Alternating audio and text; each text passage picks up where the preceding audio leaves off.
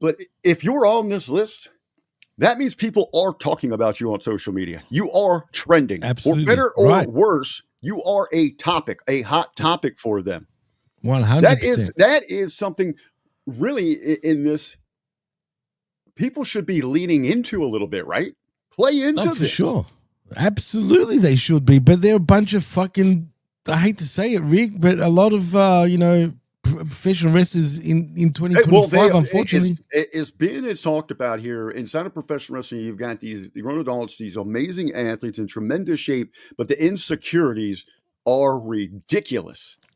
They're out there pretending, and it's so much that they're in so many cases where they're not really feel safe within who they are because, really they're making a livelihood. They're out there in the forefront pretending to be something else. Yeah, it's true. It's a fact.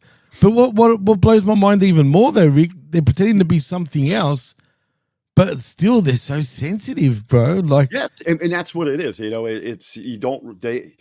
always talk about drawing the line between reality and fiction of pro wrestling and blurring, the kayfabe world and reality.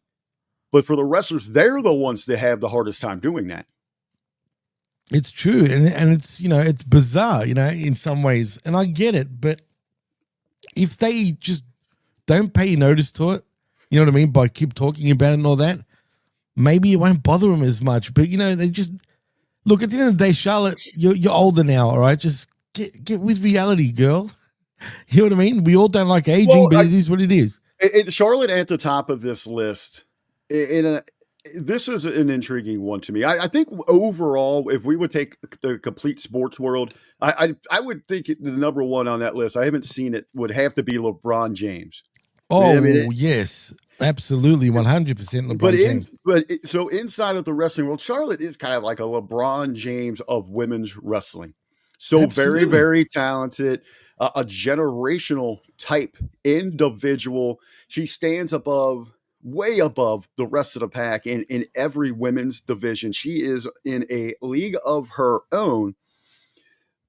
And she, again, as we're talking about, one of those people that takes this very personal. And I think the online attacks towards her, they really stem from creative doing her no favors.